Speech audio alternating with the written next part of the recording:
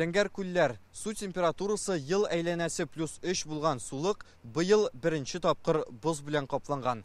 Халык сүзенә караганда, ул инде әкренләп эри башлаган, чөнки республикада җылытты, әмма берничә көн элек кенә бу урын тулысынча диярлек бозда булган диләр. Бозлы Зәңгәр күл фотолары социаль челтәрдә таралып, халыкны борчуга салды. Ничек инде гомер буе катмаган су бозга әйләнә ала.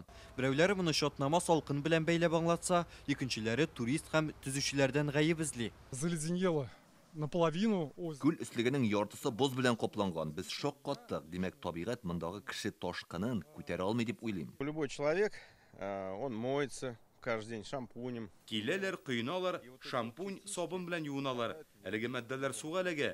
Үзгәрешләр буласын көттә тор инде. Белгечләр Зәңгәр күлнең 1979 елгы Зәмхәрир салкындагына катуын искә төшерә. Ул вакытта боз суның сай җирендә барлыкка килгән. Хәзерге күренештең сәбәбен суның агымы акрынаюда күрәләр. Су алышын кимиюе сәбәпләр дә төрле булырга мөмкин.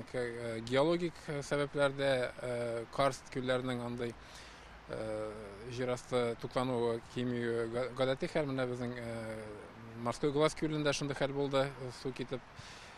Бәлкем быел ел кыры булып, су асты, җир асты сулары запаслары да бераз әзрәк җыелгандыр. Боз барлыкка килү күлнең башка проблемалар турында кисәтүе дә булырга мөмкин. Җәйин монда көненә 5000 ләп кеше су кыена. Ел дәвамында 120 мең килеп китә.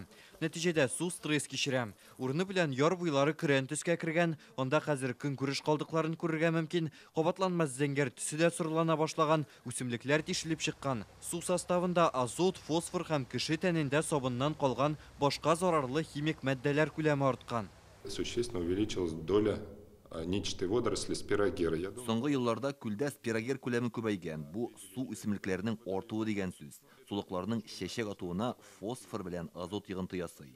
Алар исә суда кеше күп кыенганнан килеп чыга. Зәңгәр күлләрне 94 һәм 2013 елларда тәртипкә китерәләр. Яр буен ныгытып, агачлар утыртыла, экологлар территориягә трактор, экскаваторлар керде ди. Шуннан күл 3 метрга сайыккан була.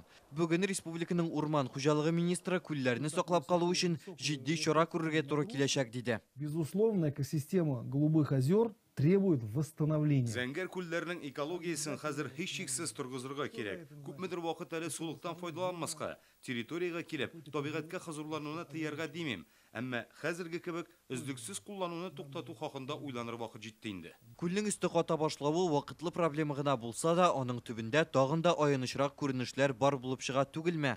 Якын арада галимнәр сулыкта су агымының тизлеген тикшерергә җыена. Рүзәл Шарипов, Игорь Романов, Яңа Гасыр каналы.